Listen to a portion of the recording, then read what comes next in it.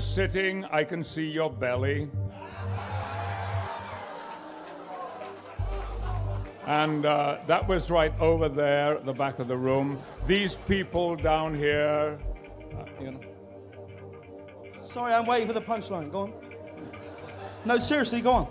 Okay. No, go on. You can see my belly, and we can all see you dying right now. Let's go for it. Here we go. James Corden built almost 2 decades of his career on being the nicest guy in the room, and when that image finally cracked, it cracked all at once. Guys, this wasn't a single bad tweet or a joke pulled out of context. It was years of people who'd actually worked with him saying the same thing quietly, and then all of it surfacing at once.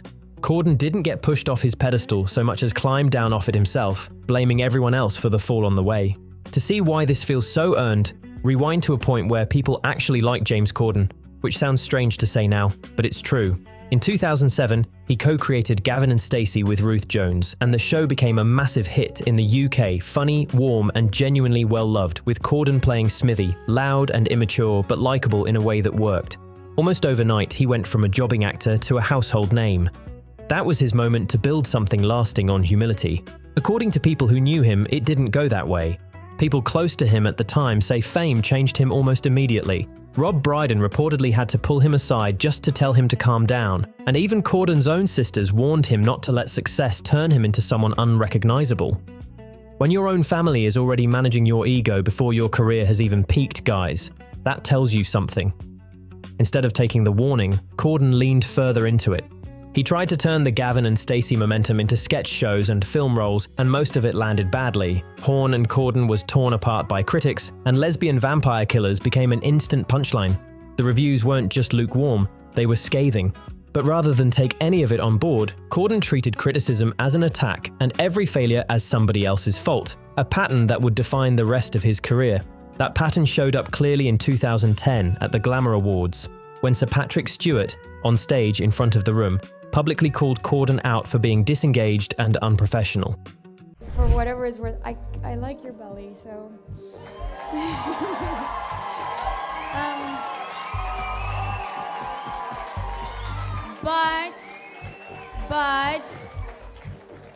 But I would pay to see Sir Patrick Stewart dying on stage any day, so.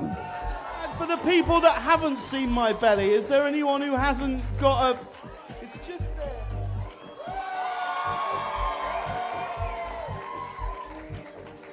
Okay, can we get a taxi ready, please? The old man going home, okay. This wasn't some anonymous internet pile-on. This was a respected veteran actor raising a real concern in public. And instead of taking it in stride, Corden hit back at Stewart right there in front of the audience. Sorry, I'm waiting for the punchline, go on. No, seriously, go on. Okay. No, go on.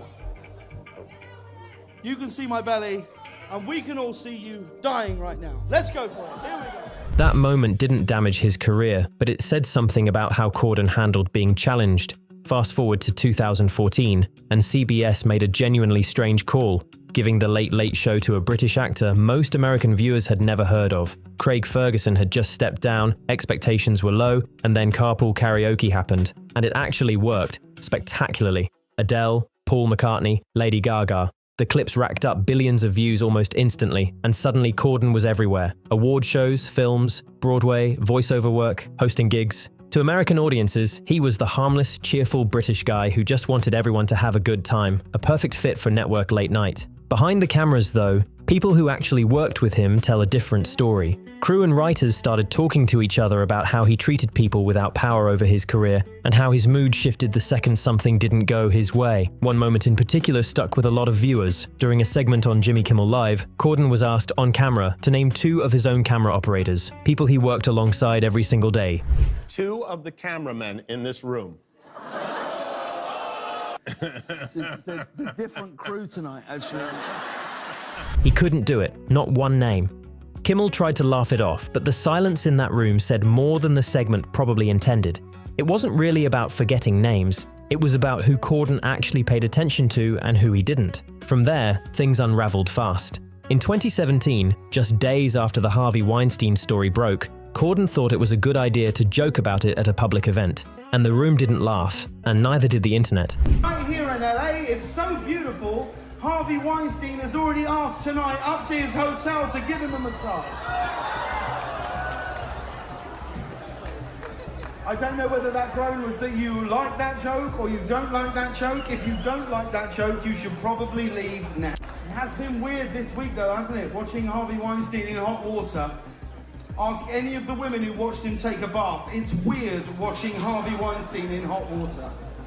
Harvey Weinstein wanted to come tonight, but he'll settle for whatever potted plant is closest. Rose McGowan called him out directly, using words people behind the scenes had apparently been using for years. Tone deaf, self-absorbed, out of touch. Then Corden made things worse by doing a Reddit AMA.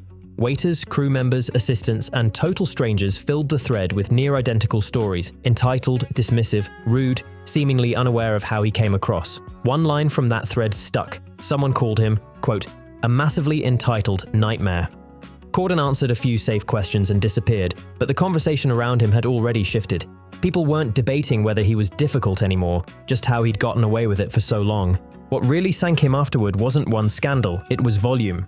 Once people realized they weren't the only ones with a story, more of them started talking and a clear pattern emerged. Take Cats. Corden played Bustopher Jones, one of the film's infamous CGI cat people, and the movie became an instant punchline, torn apart by critics, walked out on by audiences, memed relentlessly. Rather than laugh it off, Corden distanced himself from the project, and later admitted out loud that he'd never actually watched the finished film. I don't know, I haven't seen it, so I've not watched the film. Refusing to even watch your own movie while still expecting to be taken seriously as an actor is its own kind of statement.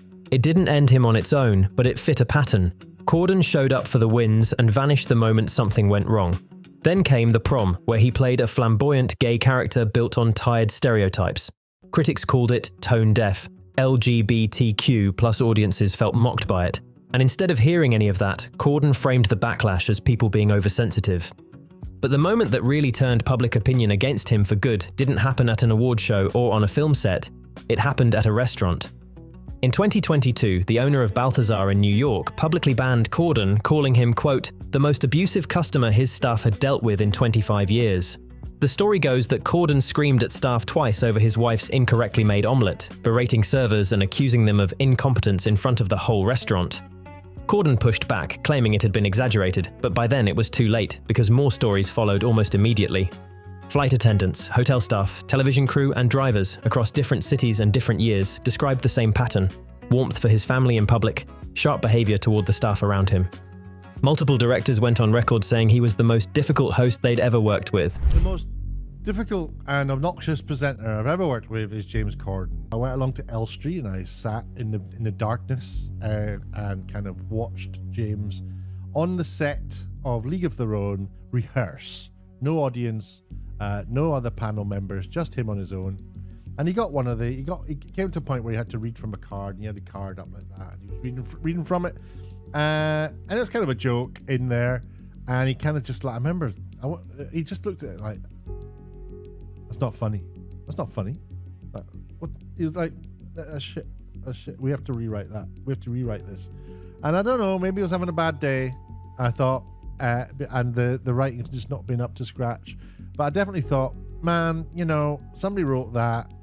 Not nice. Writers also alleged he tried to lowball their pay and take credit for ideas that weren't his. And just like that, the nice guy image fell apart completely. What actually did him in wasn't one big scandal, guys, it was how consistent all of it was. Every account lined up with the last one, and once people started paying attention, the earlier warning signs looked obvious in hindsight. Even the Late Late Show started to feel different by then.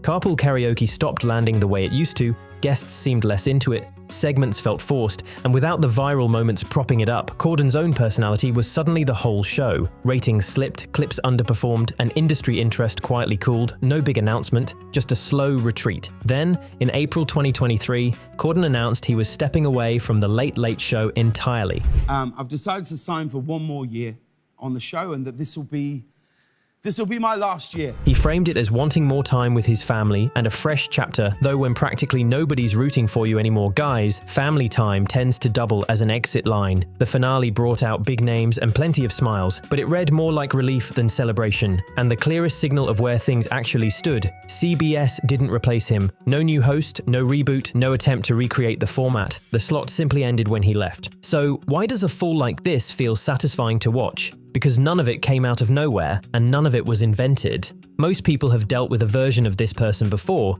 the one who's warm in front of a camera and completely different once it's off. Corden didn't lose his career because people decided to be unkind to him. He lost it because the image finally stopped holding up, and once that happened, nobody particularly wanted to help him rebuild it. What's your take, guys? Was James Corden actually misunderstood here, or was this exactly what years of that kind of behavior eventually catches up to? Let me know in the comments. If you're new here, this is the Clout Report. Like this video, share it with someone who'd get a kick out of it, and subscribe so you don't miss what's coming next.